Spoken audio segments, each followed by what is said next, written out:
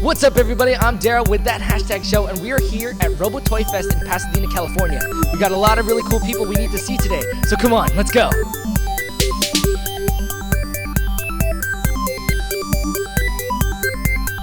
I have with me the Gold Ranger, Knight of Xandar. Hello, the name is Davi Santos. Nice to see you.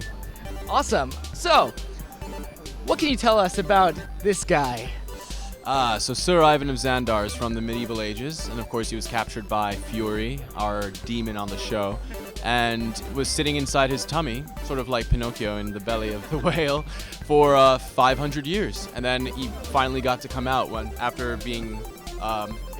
yes, and then touched the Energem, and then came back out, and then got to join the Power Rangers. That's awesome. So, now that the show's over, what was your favorite part about being in New Zealand and just filming the whole thing? Or just even afterlife, like when you weren't on set, like... New Zealand was such a wonderful world outside of the world. I mean, being on this little island, the community was so small, and so I was able to meet some amazing people. I befriended a real knight, actually. Yeah, a real knight, and I was like his guest of honor. And so it was really strange going to work and then coming outside and going to these dinner parties and looking at all this artwork, and I saw so much theater as well, because that's my background. So there was theater almost every day, and they had so many different ones. And I lived just overlooking the water, and it was wonderful. Did you see any shows while you were out there? Any theater shows? Yeah, I was seeing, we had international companies that would come. So I saw Macbeth by the Congo Opera, and I saw Inaudi, which is this world-renowned composer, with Claire, who plays the Purple Ranger. We okay, we're almost finished with this with the day, right? And then we asked our driver to take us straight to the theater, and we were changing in the car, and we're like, okay, we got it.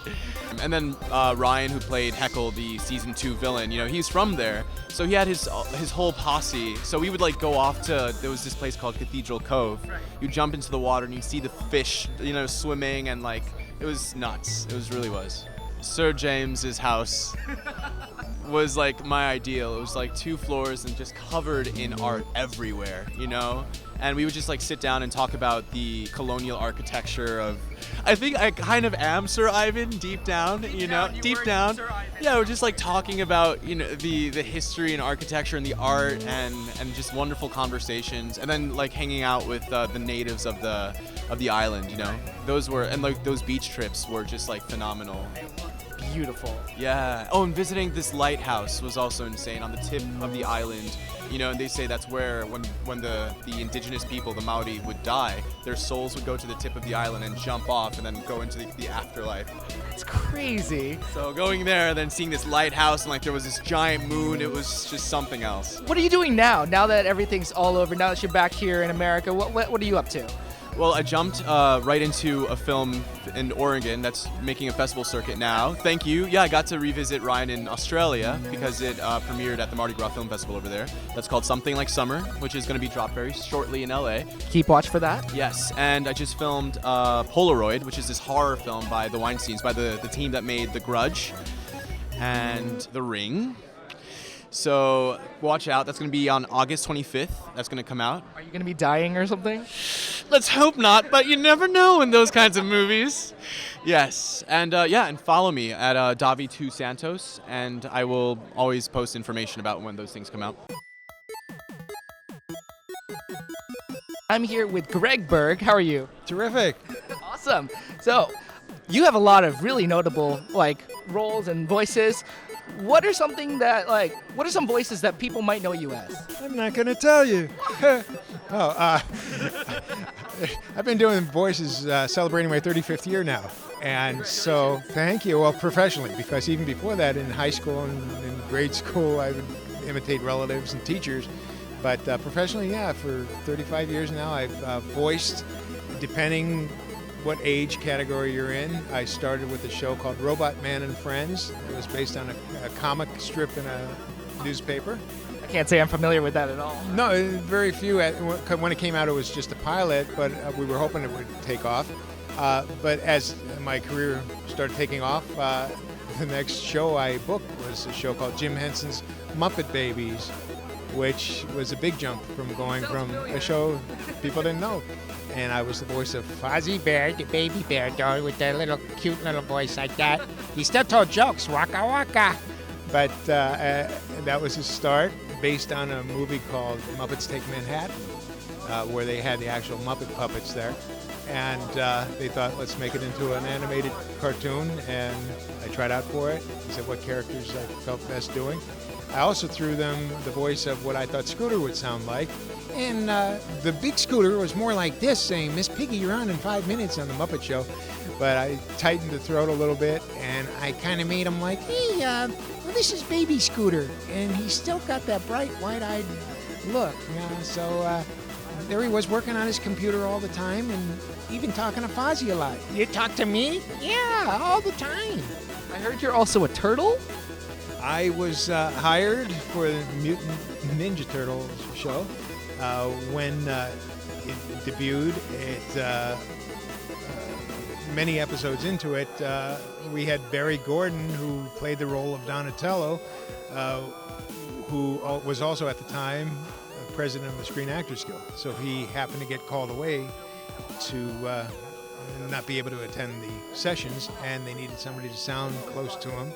I gave my version of what I thought he sounded like as Donatello, and was hired to do a number of episodes until he returned.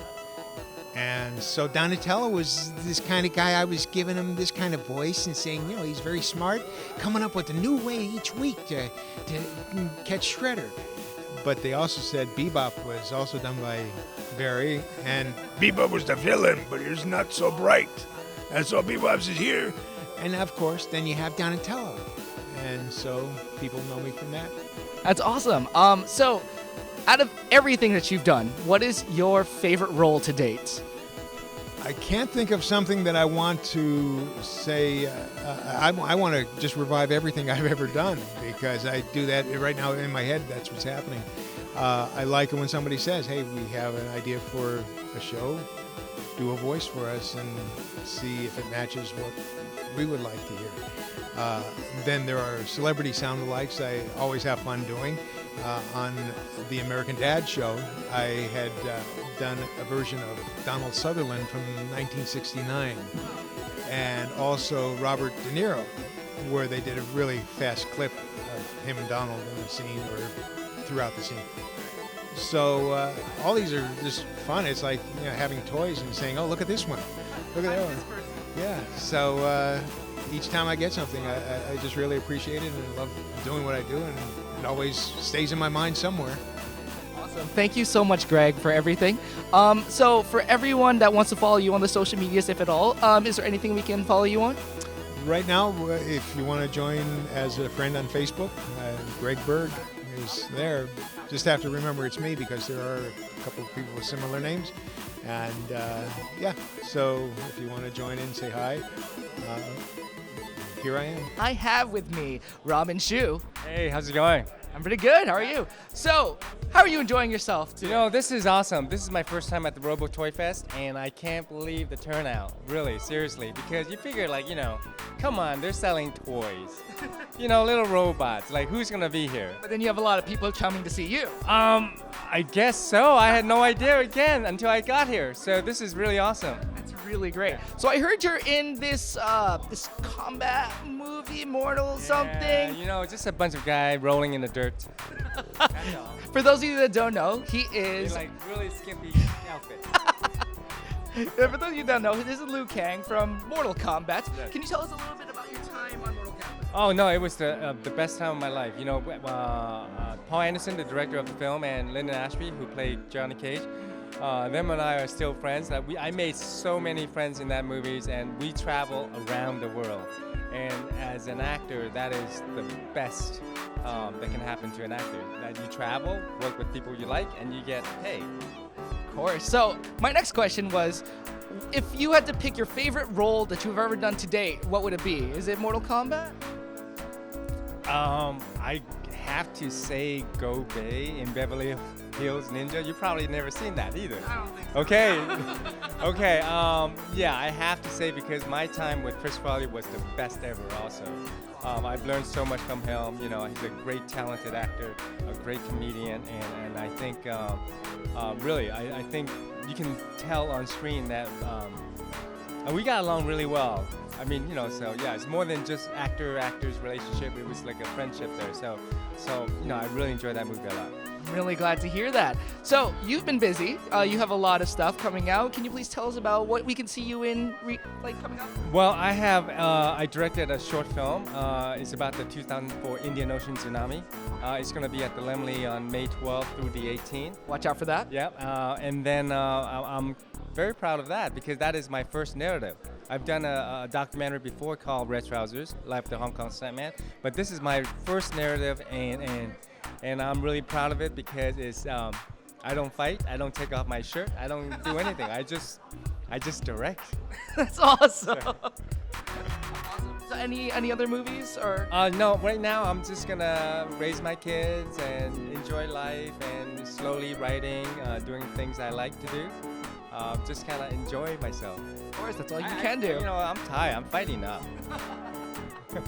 I got it. Thank you, man. All right, Thank you so much. Thank you. We are here at Robo Toy Fest with William Winkler. How are you? I'm fine. How are you? I'm a little tired, but I can do. Having fun. So, you have a lot of really notable work. So, what are something that some fans might know you from? Well, I've done a lot of English dubbed classic anime and new anime and Ultraman movies. Guy King, Danguard Ace, Starzinger, Tekkaman, Ultraman X, Ultraman Ginga, many others. So you dub a lot of Ultraman stuff, huh? Yes, and we've got more coming.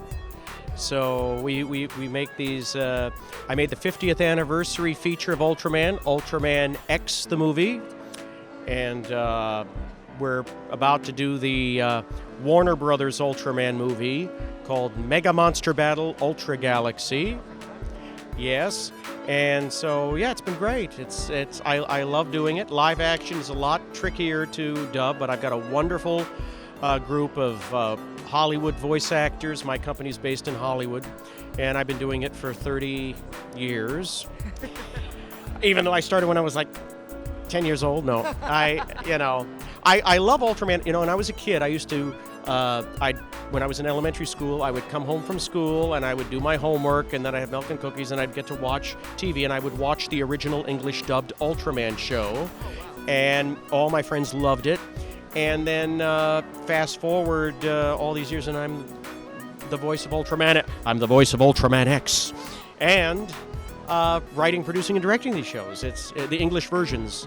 So I'm thrilled about that. It's great, and we just had a very successful limited theatrical release of the pictures early this year, January, February, March. My goal is to create an illusion that these are not dubbed movies, that they are, you're watching, when you see the Asian faces, you'll see Japanese American actors living and working in Hollywood speaking their native American tongue of American English. That's the goal that I'm trying to create. Back in the day, of course, though, they used to do these kind of Asian accents with the dubbing. So they would have like lines like, oh, Fuji, where is Hayata? Oh, Hayata, how are you? Oh, the monster is attacking Tokyo right now. Oh, right.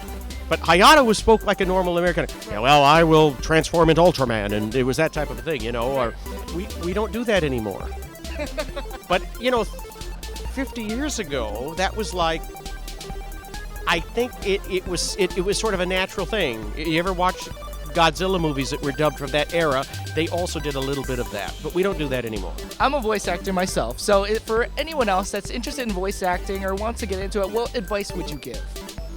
Oh boy, this is the toughest business in the world. It's a killer business. I've been very successful, knock on wood.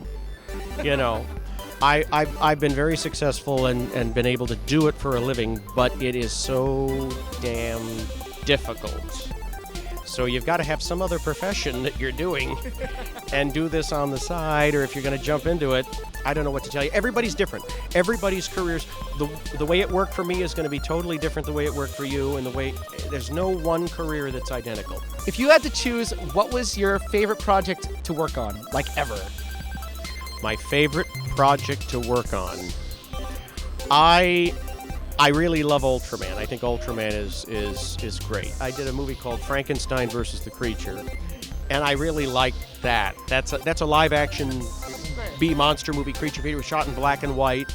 That was fun. So where can we find you online, if social media, if at all? I have a regular William Winkler Facebook page, and then there's a fan page. Some fans back east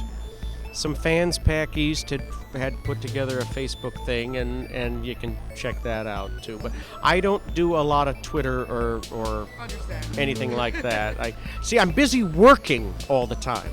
I don't do tremendous numbers of conventions either because I'm always doing the work. But if I can do them, like this thing here in LA, I did it. So, and it helps promote the stuff. So if you guys see William Winkler around at a convention, be sure to say hi, because he's a very busy man. Thank you again, William. Oh, you're welcome. Well, guys, I had a lot of fun here at Robo Toy Fest in Pasadena, California. Be sure to hit that subscribe button to stay up to date with everything trending in geek pop culture. Just Deal. Ninja Steel. FBI. Ninja Steel.